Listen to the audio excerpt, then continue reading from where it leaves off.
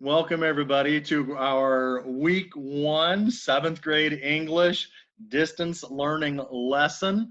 I am so very excited to introduce our novel. I know that several of you are really going to enjoy the novel. Not only is it a very heartfelt um,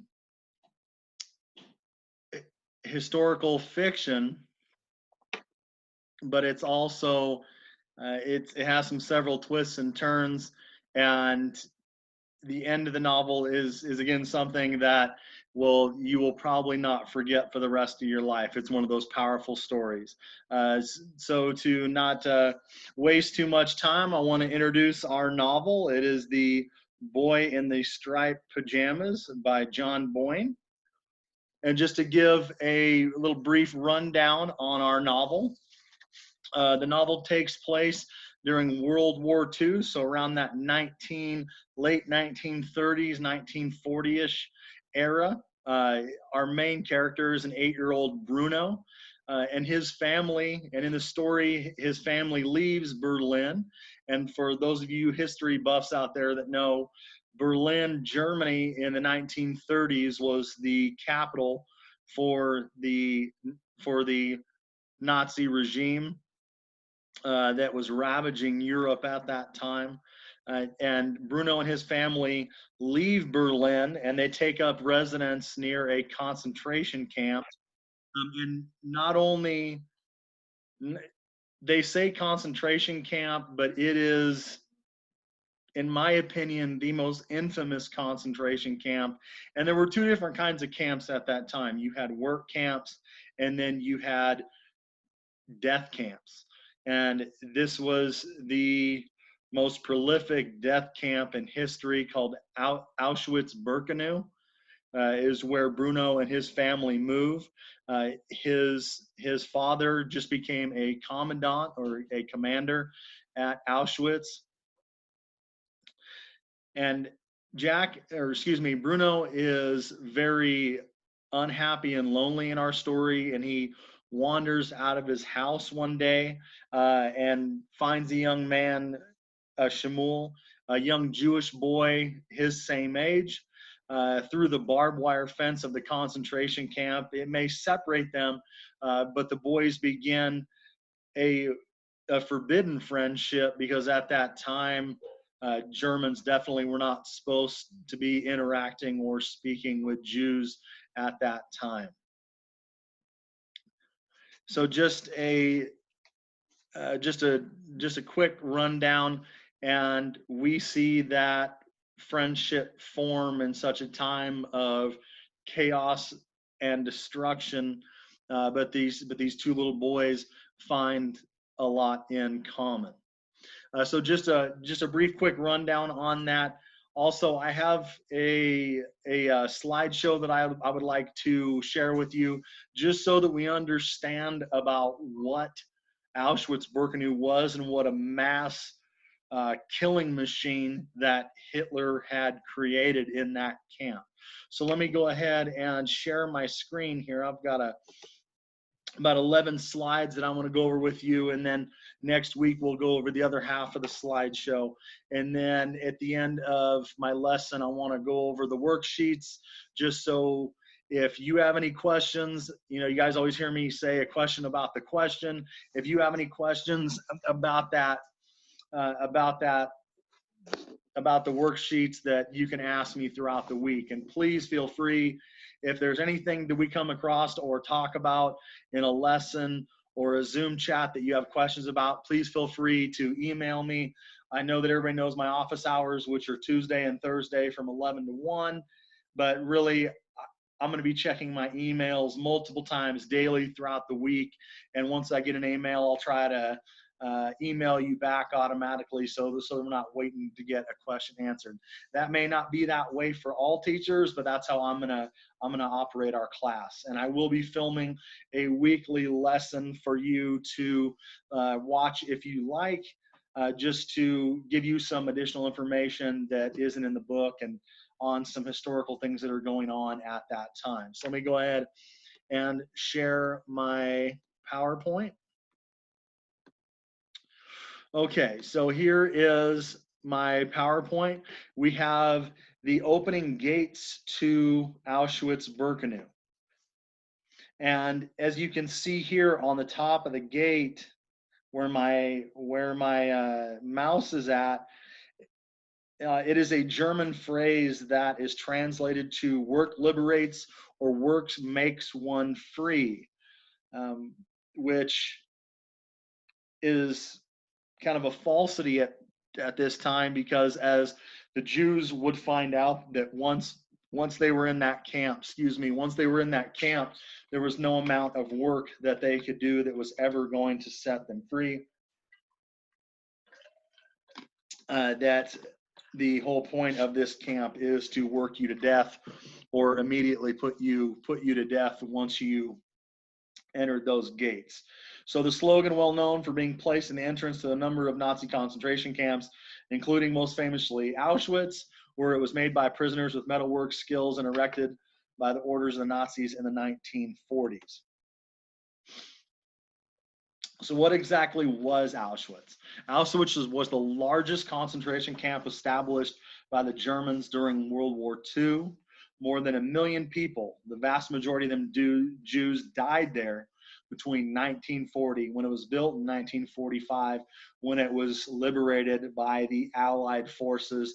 The Allied, you're going to hear that throughout your social studies classes, anything talking about World War II. You had your Allied powers, which were the good guys, and you had England,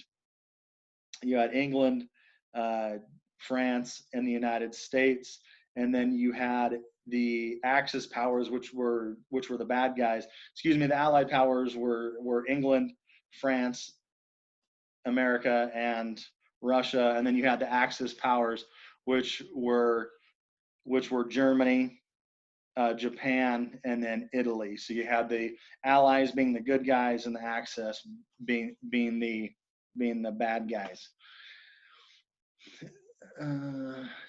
Nazi Germany began establishing concentration camps in 1933. They were placed to hold political prisoners and opponents of the Nazi regime. They grew rapidly in throughout Europe throughout the 1930s, and this was Hitler's master plan. He used a myriad of railways and rail cars, and throughout the countryside, to transport millions of Jews to these different work and death camps.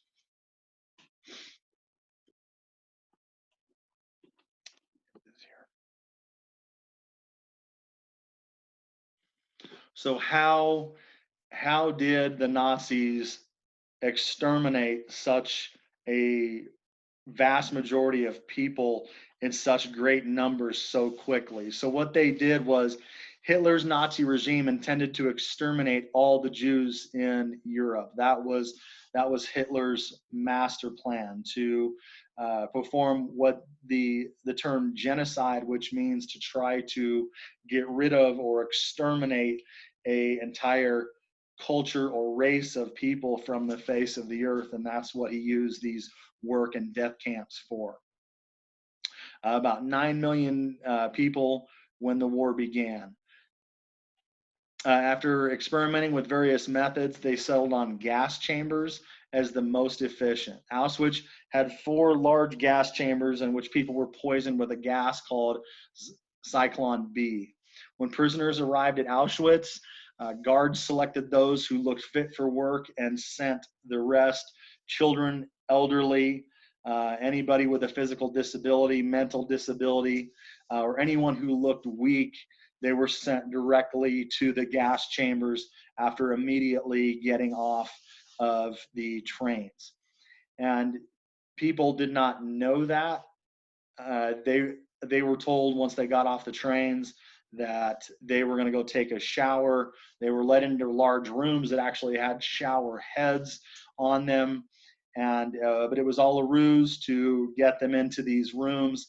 And then the gas came out of the shower heads, and sadly for millions of Jews, that moment would be the last time that they may have seen a family member or their entire family for the rest of their lives.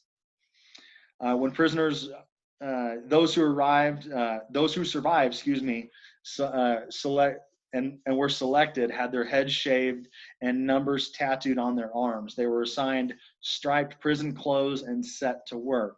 And still to this day, ladies and gentlemen, I have seen documentaries where you'll see Jews that survived Auschwitz will still have their ID numbers tattooed on their arms, and that was meant for a way to control and keep order and account of the millions of Jews that were going through those camps.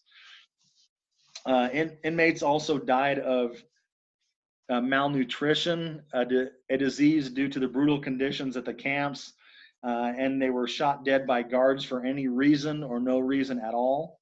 Life expectancy for those who survived selection was on average a few months.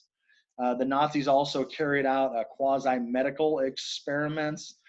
There was a famous they called him the surgeon of Auschwitz. His name was Joseph Mengele, who performed different experiments on including children, on the elderly, and just some brutal tactics used by the Nazis. Many died as a result of inhumane tests on their endurance, exposure to heat and cold, and forced sterilization.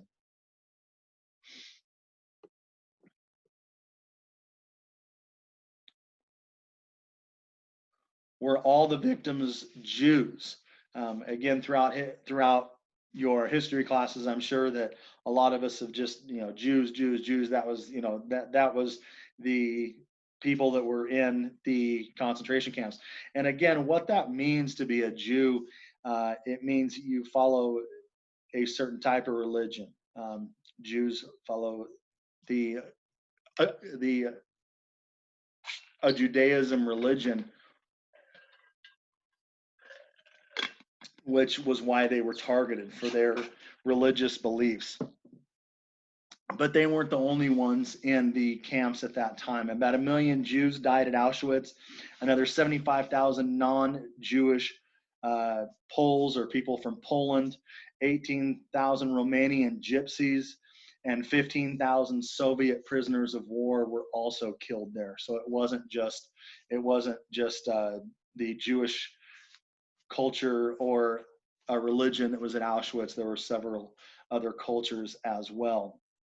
The Nazis also imprisoned and executed political prisoners, homosexuals, disabled people, Jehovah's Witnesses, Catholic clergy, Eastern European intellectuals, common criminals, and anyone else that they considered undesirable at the concentration camps and death camps that they built.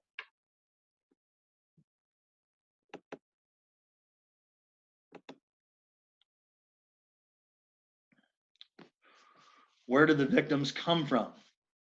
Is another big question. Most at Auschwitz were Polish or from Poland. Poland had the largest Jewish community in Europe at the beginning of the war. The victims were also brought by train from many countries occupied by the Nazis or allied with them, including Hungary, Czechoslovakia, Netherlands, Belgium, and Yugoslavia. So again, they weren't just brought from Poland, several other surrounding countries transported prisoners to Auschwitz. There was a rebellion at Auschwitz. In fact, several hundred inmates learned in October that they were going to be killed and rose up against the Nazis. And that's always been a big question for me personally, being a history major, is you had hundreds of thousands of people. Why didn't they rise up against the Nazi guards? Because they could have easily overthrown people.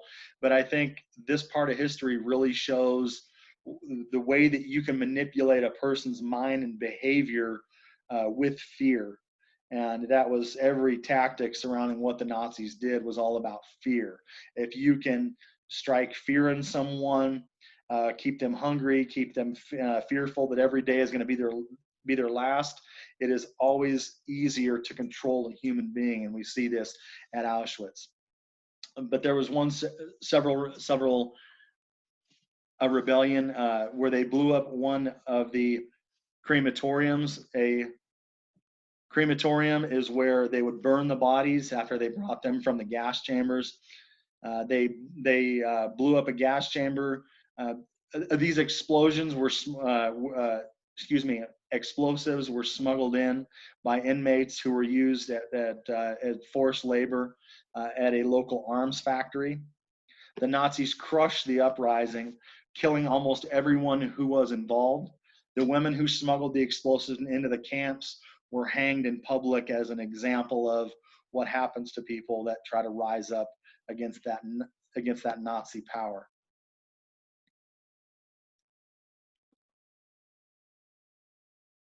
So was anyone punished for what happened at Auschwitz? Many of the people who participated in the Holocaust were put on trial after the war, including Rudolf Hess, the camp commander at Auschwitz. He was tried in Poland, sentenced to death, and executed in 1947.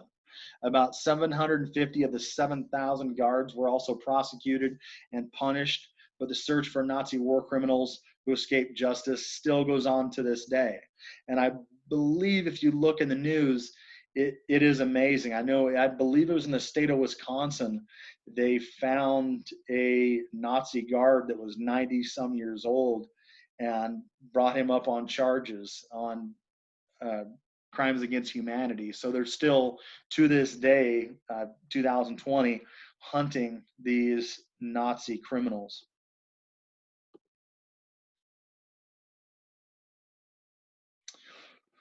What does Auschwitz mean? It is a German name for the Polish town of Oswiecim near Krakow, where the camp stood. The original reason for the camp was established was mass arrest of Polish people that followed the seizing of their country was becoming unmanageable by the regular prisons. In 1942, it became one of the largest death camps as part of what is known today as Hitler's final solution.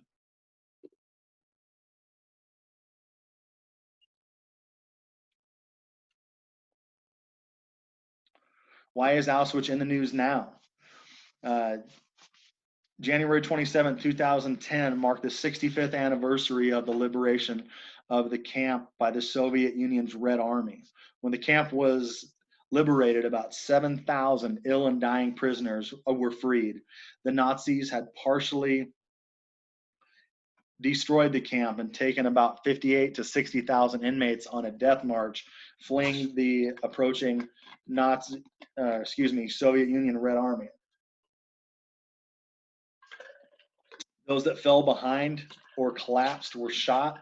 About 15,000 people died on the death march west because the Nazis knew that they were going to be punished for the crimes against humanity. So they were trying to get rid of the evidence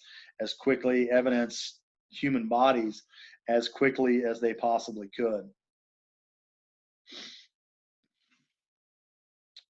Auschwitz today is now a museum run by the Polish ministry.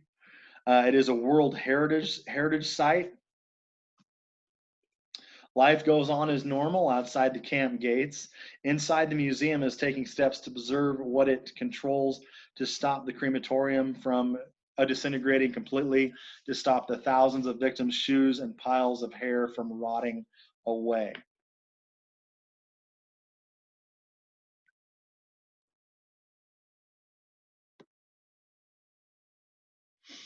All right, here's the last slide that we'll go over this week. We'll finish up this slideshow next week.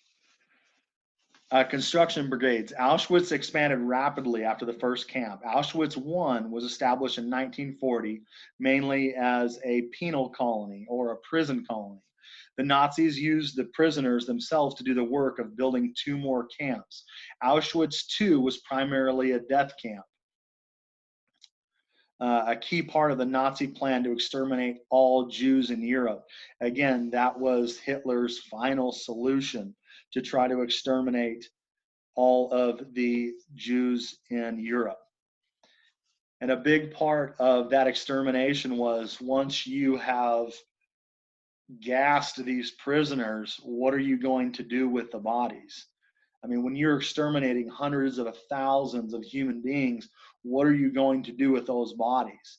At first, they tried to bury them, but there isn't enough soil on this, in that area to get rid of that many bodies. So what they came up with was they had large crematoriums or ovens uh, that they could use after the mass slaughter once they got off the trains. The Nazis settled on that Zyklon B gas.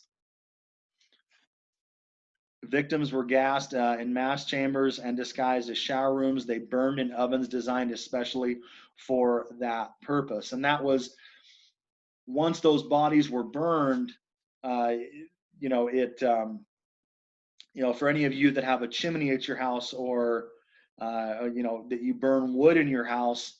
And this is one of the very chilling stories about Auschwitz that me as a lover of history will never forget, is that you have ash that would be coming out of these chimneys at Auschwitz. And there was a lot of discussion, should the people in the surrounding town of Birkenau, should they be prosecuted just as much as the Nazi soldiers were? And maybe this is a question that we could talk about next week, maybe in a Zoom meeting, if it's something that you guys want to talk about, because those townspeople knew what was going on. There were stories of, there was so much ash coming down in the town of Birkenau at several times throughout the day that people would describe it as looking like it was snowing at Christmas time. I mean, and you mean to tell me that you see all those people going up there and nobody leaves, and all of a sudden you have ash from something being burned, and you want to sit there and say that you don't know, and you're gonna play ignorant, to say that you didn't know what was going on? To me, that was just unacceptable. And again, something that we could talk about maybe this week or next week once we get through our first couple chapters. So, ladies and gentlemen, there is the first half of that slideshow. We'll go over it the other half next week. Now I want to go to some of our assignments for this week.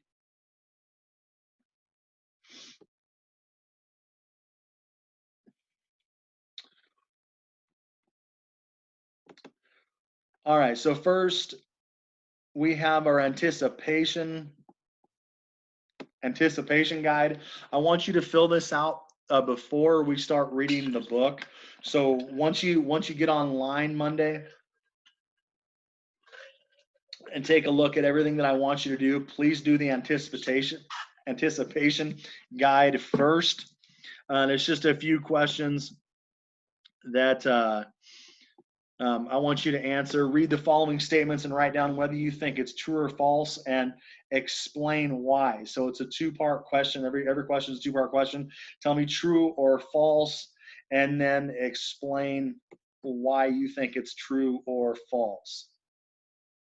Here, I'm not going to read every question to you, but just go through here so we can slide through, let you know there are 15 questions. Okay, so go through those and look at. Let's go through number 5. Children should not question adults' actions. Is that true or false? And if you say true, tell me why you think it's true. If it's false, tell me why you think that is false. And please, ladies and gentlemen, if you have any questions about any of these questions, question about a question, please feel free to email me and you and I can work through that. Okay, so there's the anticipation guide.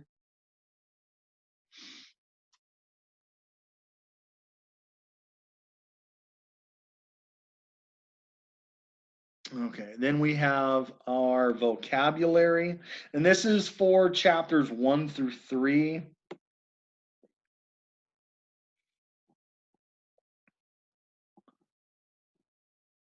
So you don't have to do all these this week if you don't like, you can do the first 6 and then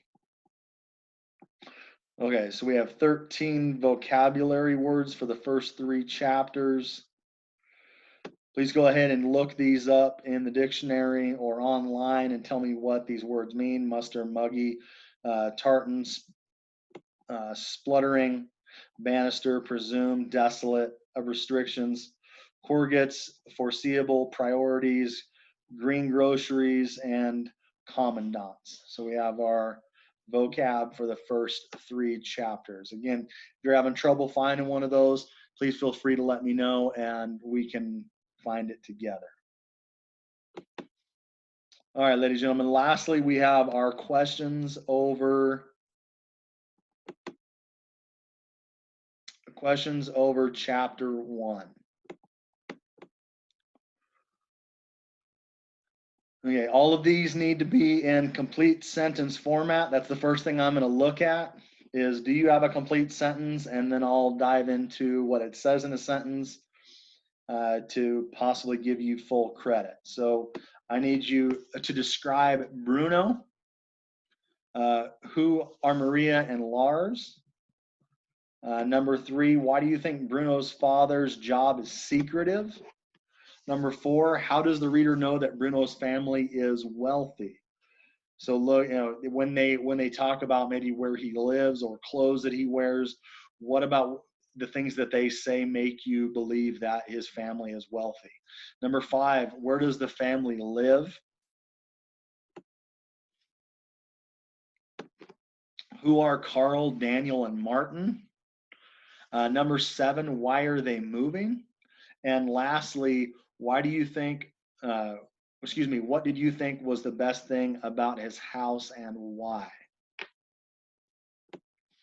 And ladies and gentlemen, please, if you really get into this book and you're really enjoying it, please don't let me stop you in saying that we're just reading the first chapter. I just want, in our weeks coming up, we're going to be reading 2 to 3 chapters a week, just so we have 8-week time frame that I wanted to get this book done, and we're going to need to move through several chapters a week. I just want to start out with one, just so we can all get used to this online learning.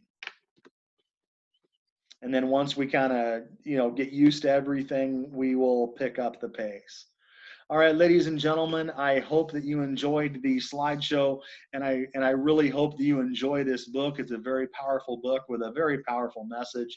And again, to me, some of these, maybe one of the most horrible things that has happened throughout history in Hitler's final solution, this is something that it may have happened, 60, almost 75 years ago, but it's something that is still very relevant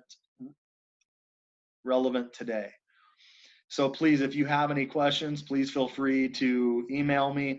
I do understand that this is our first time at online learning, so hopefully you'll be patient with me, and I'm definitely going to be patient with you. And if you have any questions, please feel free to ask. And I do understand that we have several families that have multiple siblings. You might have 3 or 4 brothers and sisters and one computer. Everybody's doing online. So if something's going on and something happens and you got to turn something in late, you guys know how I am. Communicate with me. Communication is key. I mean, and I'm going to be really flexible and understanding, again, as I hope that you are with me. So have a great first week of online learning. Jump on Monday and kind of prioritize what you need to do on what day.